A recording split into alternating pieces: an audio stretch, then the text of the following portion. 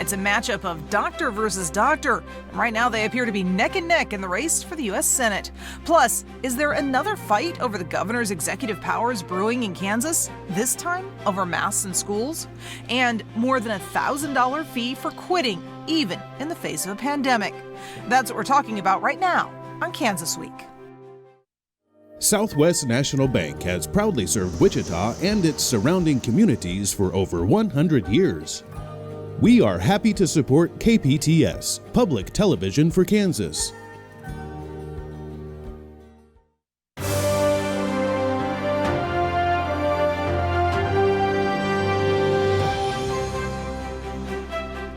I'm Pilar Pedraza, and this is Kansas Week. As we near the beginning of the school year, with conditions for a return to classes still unsettled in many districts, more teachers are considering quitting, especially those at high risk of catching the coronavirus. But that comes at a cost for some.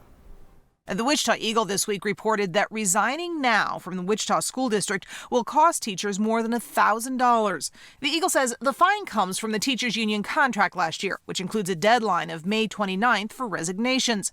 If a teacher resigns after that date, they have to pay the district damages, $1,000 plus $100 for every week after the deadline, up to a maximum of $5,000. The district told the Eagle teachers eligible for retirement had the option to retire without the penalty until August 3rd and can still do so while paying just half the penalty through August 28th. While that contract officially expired at the end of July, the penalties remain in effect until the union and district negotiate a new contract, something that is ongoing. Wichita teacher Mary Harrison told the Eagle she's likely to resign if the district begins the school year with in-person instruction, despite the penalty. She said a lot of teachers would quit if they were told they have to teach in-person classes, adding, "I don't blame our district and I don't blame building administration, but we are way too ill-prepared to open our buildings to anyone, let alone students and staff." So let's dig right in. Joining us by Zoom today is Dr. Patrick Miller, a political scientist from the University of Kansas. And here on set with me is Suzanne Perez, the opinion editor from the Wichita Eagle. Thank you so much. And Suzanne, this is from your paper, so let's start with you. It's not unusual for there to be some sort of penalty for a late resignation. No, that's it's a standard part of teachers' contracts. It's been there for years and years, decades. Obviously, school districts have to plan for the coming year, so they need to know what their staff makeup is early on in the spring for the coming year. But as we know, this is a much, much different year. So that deadline is a little tricky because while school districts have to plan and know how many teachers they have, you're talking about not knowing whether you're going to be in possibly crowded school buildings at higher risk for COVID, and teachers have to make that decision. So it's really just kind of a tricky place for everybody. I can understand that the teachers, being unsettled. The Wichita School Board is not going to decide until this coming Thursday whether or not they're even going to have in-person classes. So it's a real tough spot. Yeah. Well, and certainly perhaps increased concern now after the announcement on this last Thursday that there are some teachers, personnel at Curtis Middle School that have tested positive. At least 4, and it's growing. It's going to grow. By several schools probably at least. Most troubling though is that the district really doesn't even know how many COVID cases it has. They're saying they can't be real. They're not sure about the accuracy of the numbers. So while they're confirming COVID in at least 4 school buildings so far, and that's just less than 2 weeks after teachers have reported back, they're saying it's possibly more prevalent. That has a lot of teachers on edge. Yeah, very much so. I've spoken to so many who are very worried, and a lot who say they want to resign, and that up to $5,000 fine can be a real stumbling block. As we know, teachers are not the highest paid people in the world, so it's a huge issue for them. Now, Patrick, there is kind of a political aspect to this because a lot of teachers have asked me, is there something that the state can do to kind of give them a break on these fines and fees, kind of like they've done with driver's license renewals and that sort of thing? Well, I think in that case, you might need a labor lawyer who can read some of the contracts and see what possible outs there are. Certainly, it's often the case, if we think of just contracts generally, that a legislature can come back and pass a law that changes the contour of how something works. So it may be possible. Something we've heard in other states where this is an issue, and in fact, in some states, I've heard of teachers facing up to $10,000 penalties if they resign. But in other states, we've heard an idea bounced around that if those contracts can't be changed or an out can't be found, that if a teacher chooses to resign, then the state might assume the burden of paying that penalty and also helping the school district find some way to compensate. So there could be some workarounds here. But the state paying that penalty, the state is facing a huge deficit right now. Nobody has a lot of extra money. The other thing that teachers are saying, and it's understandable, is that the districts have been preaching flexibility, patience, and grace. Like we're all in new territory here. All rules, all bets are off. Rules aren't rules anymore. Everything is different. So why not, just waive the penalty? I mean, the districts do have. I mean, it's a contract between this particular school district and its teachers. A board could say, we're just going to waive the penalty, but here's the challenge: who's going to take those places? I mean, they're going to have a tough time finding substitute teachers this year. They're going to have a tough time staffing their classrooms at all, especially if they go back in person. Yeah. Well, and that's not the only school issue that we're dealing with. The governor sat down with teachers from across the state on Thursday to hear more about their concerns going into the new school year. Her response to one of their worries could, though, be a sign of more political battles over her executive powers, as I showed in the story from Cake News. Governor, thank you for giving us this opportunity. Lori Stratton is a high school English teacher from Johnson County. She was the first to speak with the governor in a special Zoom call carried live on the governor's Facebook page Thursday morning. One of her main concerns? Masks. But some of my friends in other districts are expressing that masks are optional, and there's some concern there. Well, we did issue a mask mandate essentially for schools. But the Attorney General just this week issued an official opinion that under home rule laws, your local school board can choose to opt out of the mandate. That covers everything from mask wearing to daily temperature checks and social distancing in classrooms. I don't think that issue is resolved yet. We'll continue to work on it. Later, I was able to ask the governor what she meant by that. Would there be another legal battle over her executive powers? I don't want another lawsuit. I want to appeal to the Attorney General to put the health and safety of Kansans first. She added she'd consulted closely with a number of attorneys before issuing the mask order for schools, and that they found nothing in the new limits on her powers that would allow schools to opt out. She was mum, though, on what her office is doing about it right now, appealing first to lawmakers and politicians to think of the public good. I would hope that our elected officials in Kansas would stop playing politics with this. These are people's lives. These are our children. And Patrick, I found it very interesting as I did that interview with the governor that while she said she didn't want another legal battle, she also really didn't offer any other options. Does she have any other options other than taking this to court? Possibly not, unless the Attorney General may be open to some kind of political settlement or some other out can be found. I think in this case we have a change in the law that like a lot of times when you change the law, the consequences of that and what it means in practice is often unclear, and even in non-controversial areas can often take court cases to resolve. So it may just be a natural outcome of, we do have this big change, how does it work in practice? But also, particularly in Kansas, and we've already seen litigation in this area because this is a very politically contentious topic, and a lawsuit may frankly be unavoidable, if for nothing else, just to get the courts to say what is the actual implication of this legal change in practice for schools now. And Suzanne, how important is it to have a clear answer on this for schools? Extremely important, and there is not one. I mean, you hear Governor Kelly say, let's take the politics out of this and just, well, it is full of politics. Yeah. There are, people who, don't believe masks work at all. There are people who think it should be mandated. So I had superintendents on one story I was working on this week that wouldn't even talk to me about it because the issue was so political in their district. Right. So it's political, and incredibly confusing.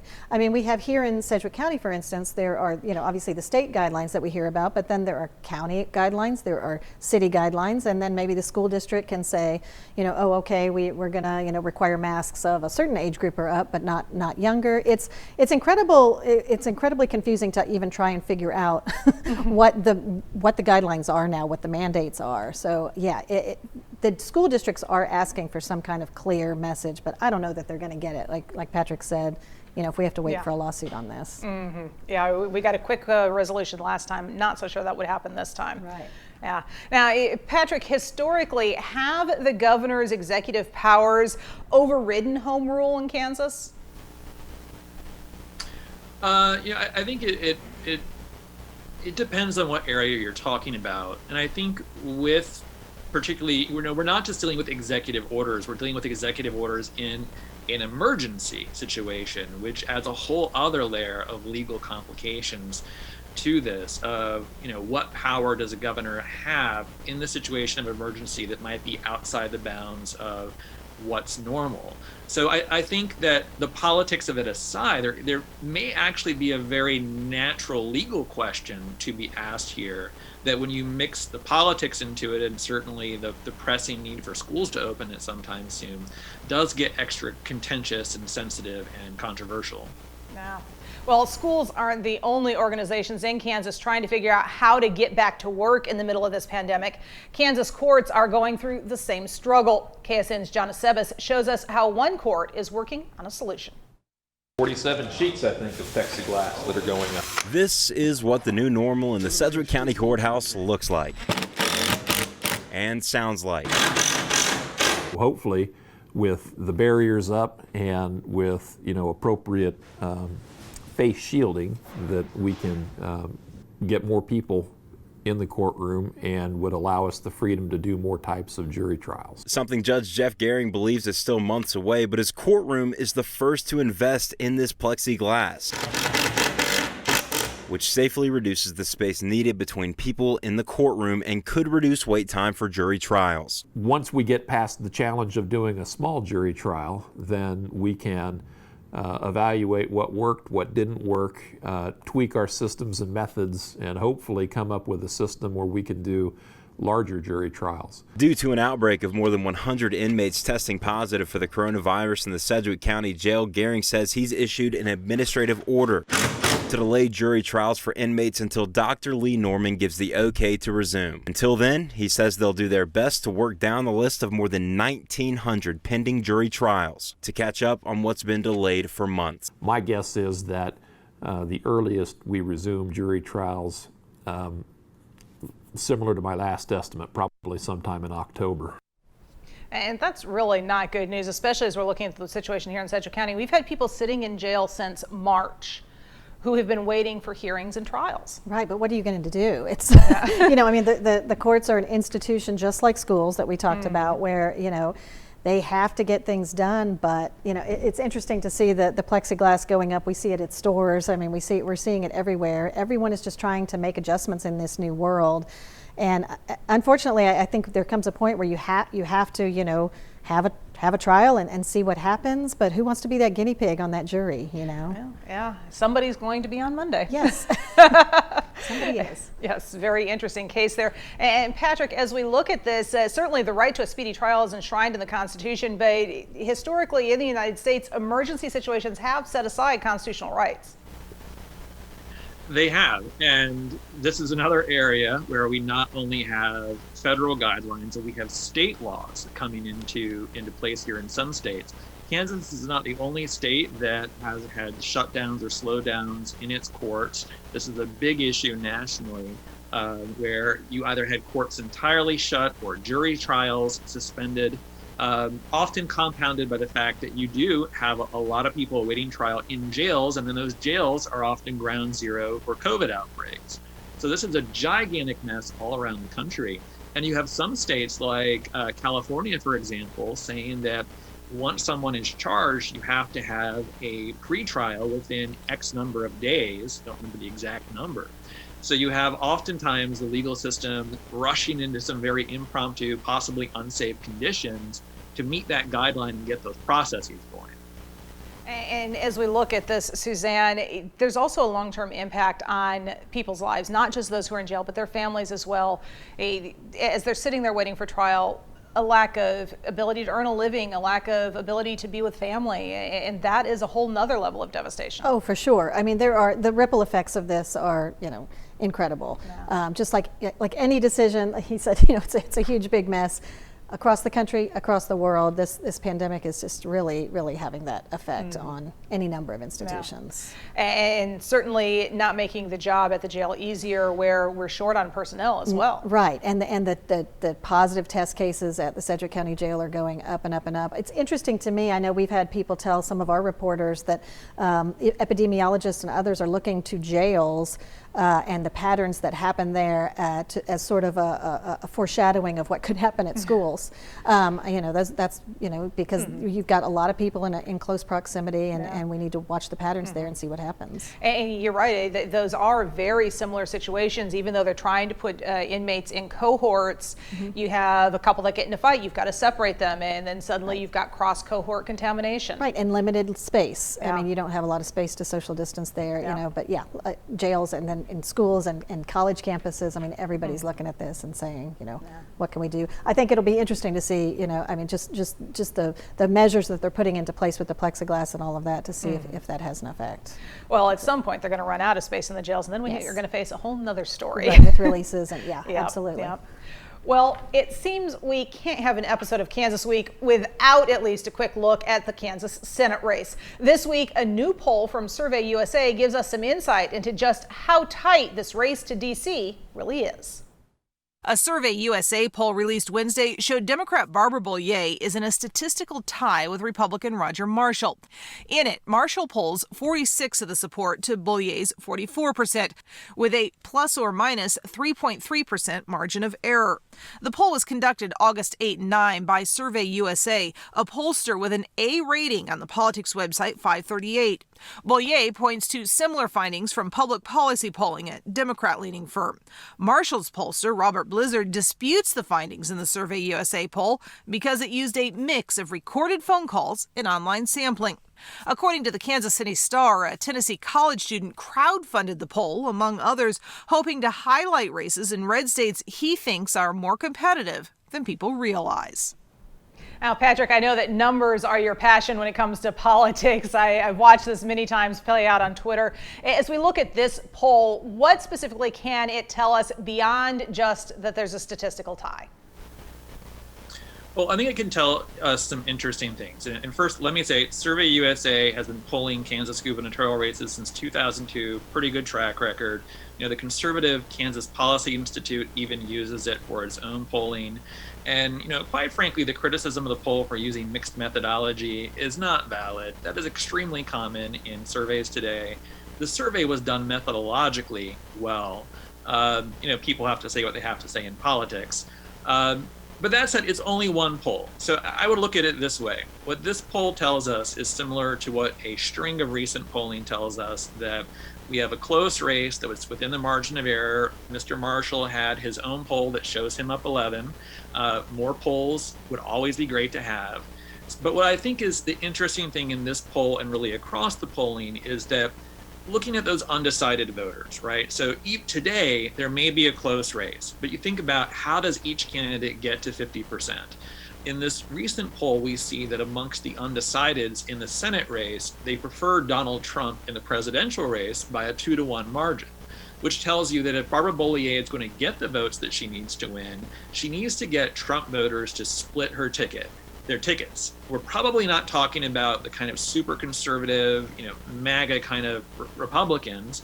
We're talking about people who are Republican by tradition, will vote for Trump because that's their party. They may not be super conservative, and they may be open to splitting their ticket if, and it's a big if Barbara Bollier can find the right message, the right issue that is compelling enough to get them to split their ticket. Well, at this point, talking about finding the right issue, at this point, she really seems to be trying to use the ties between Marshall and Trump, the same line that he really is using, that he votes with Trump 98% of the time. Is that an issue that will work for her given these numbers? I'm not sure it's the issue that's going to get those undecideds. It isn't a line that I think she has to use generally. You know, if we look at President Trump's job approval in Kansas since he was inaugurated, even in Republican polling, we see that his job approval is only about 50% in Kansas, and that disapprove is pretty close to that. So Kansans, you know, even though we voted for Trump on the question of whether we approve of the job that he's doing, we're pretty evenly divided. So for some voters out there, pointing out that tie to Trump could be an asset. Now, in and of itself, I doubt that's the thing that's going to get those soft Trump voters, soft Republicans to split their ticket. And I think for that, Bollier needs to look more towards specific issues that are compelling or specific flaws, perhaps, in Mr. Marshall. Okay, I got one more question for you, Patrick. There's been a distinct difference in how Marshall and Bollier up till now has campaigned. Bollier has been sticking very much to virtual campaigning. Marshall has stuck with the more traditional glad-handing campaign. How is that going to play into trying to win over those undecided voters? Well, I think rather than specifically what the candidates are doing, because, I mean, that's important. If we're thinking about voter contact, most of the voter contact in campaigns is done by volunteers, by staff members. So I think that, you know, that is typically very important. It is often the most persuasive form of voter contact in terms of getting people to change their votes or even come out to vote if they're an unlikely voter. And if Republicans are going to go forward and go whole hog on face-to-face voter contact, and Democrats aren't going to do any of that, then that could be something that at the margins could disadvantage Barbara Bollier, even possibly cost her the race, if we truly are going to have a close race. So I think it could be long-term important what the campaigns are doing, much more than specifically, you know, what is Barbara Bollier and what is Roger Marshall doing today and with whom. Very interesting. And I know, Suzanne, you and I were talking about how nice it is as journalists, especially, to have a contested race that is actually in play. Right. I mean, Kansas has been so solidly red for the Senate races for so long that we're not used to, you know, national media looking to us like, oh my gosh, there could be a Kansas Senate seat up for grabs here, and it could really affect the national majority in the Senate. That's incredibly interesting. But it's also, it's fascinating to me always when you have two candidates making the same argument for different, you know, I vote with Trump 98% of the time. Yeah, he votes for Trump 98% of the time. You know? Okay, so we know that, and we'll see how people fall on it. But yeah, and the glad handing is interesting to me too, because we are in a pandemic. So we've got this battle of doctors, two candidates who are doctors, one, you know, staying home and doing the virtual thing, and one getting out and shaking hands, sometimes without a mask, has been challenged on that. So it's going to be fascinating to watch. Yeah, it has been fascinating, and will continue to be, most definitely. Well, last up today, a story that at first was barely an afterthought mention on the show, but has now taken on a life of its own. A teenager in Kansas City is on his way to becoming the area's newest state lawmaker, maybe. But he now admits to bullying, revenge porn, and blackmail. 19-year-old Aaron Coleman is sitting on a 5-vote lead over incumbent Stan Fraunfelter to represent a portion of Kansas City in the state legislature. The county will certify the race on Monday. But while he got in hot water just before the election for social media comments, hoping Republicans not wearing masks would get sick and die, making it easier for Democrats to win in November, it is allegations going back to his middle school years that have him in hot water now. They came up even during the race. 3 young women told the Kansas City Star he harassed them in one way or another. One saying she almost took her own life over his persistent verbal abuse. Another said he got a hold of a nude photo of her and tried to blackmail her with it. When she refused to pay, she says, he sent it to everyone she knew. A third woman says he harassed her for months, at one point calling her home nonstop until someone would pick up. On his campaign page, Coleman addressed these complaints in June, saying the charges include bullying, revenge porn, and blackmail. I just want to make clear all these allegations are both true and occurred only digitally. I denounce these actions, and they are the actions of a sick and troubled 14-year-old. He told the Star he apologizes for those actions, adding, I've grown up a great deal since then. And of course, that really is. We were talking before the show about how, you know, something that happened in middle school, not necessarily always something you would hold against a candidate, but middle school for a 19-year-old candidate really wasn't that long ago. It's not ancient history, and his current statements about it are troubling as well, saying I only did it digitally. Well, that is bullying and harassment, even if you just do it digitally. So yeah, there's a lot of similarities here, as we were talking about with other races where the candidate that may get the party's nomination is not even necessarily the candidate that they may want on the ticket. Yeah, and the Kansas Democratic Party has come out against Coleman in this race. Right. Yeah. But there's also been a change in law, Patrick, and so even if Coleman decides that he shouldn't run anymore, he may not be able to pull out. Right. So viewers might remember way back in 2014 when we had our last competitive Senate race in Kansas, Democrats tried to get their nominee off the ballot, which they did successfully, but Republicans were upset. So in response, they changed the laws about how you get off the ballot. And so the law, as of now, provides that the only way that Mr. Coleman can get off the ballot, and I believe it's by September 1st, is moving out of Kansas or some kind of documented medical situation. So even if Democrats were to put a lot of pressure on him and he said, oh, okay, I don't really want to do this, he can't get off the ballot in most likelihood. He can't disavow the nomination, which then puts Democrats in the position where the only way to then run and win the seat with someone else is to run a successful write-in campaign, which is not easy. And really, there is no Republican in here, so if the Democrats don't run a write-in campaign, it is Coleman. Well, unless Republican, there is supposedly a Republican who is ready to run a write-in campaign. This is a legislative district that is actually, it leans quite strongly to the Democratic Party, which is probably why no Republican ran in the first place. The exact math of how much can you divide up Democrats and then what Democrat can win versus the Republican, to be determined. But if the write-in and Coleman, if the write-in happens, were to divide up the Democratic vote pretty substantially, maybe the Republicans could get enough write-in votes to possibly steal the seat. It'll be very interesting to watch. All right. Well, and watch it we'll have to do because we are out of time. Again, thank you, Patrick and Suzanne, for joining me on the show this week. We'd like to also thank our media partners at Cake News, KSN News, and the Wichita Eagle for sharing their materials with us. We'd love to hear what you think or ideas for future discussions. Just email us at kansasweek@kpts.org. For now, stay safe and have a great week.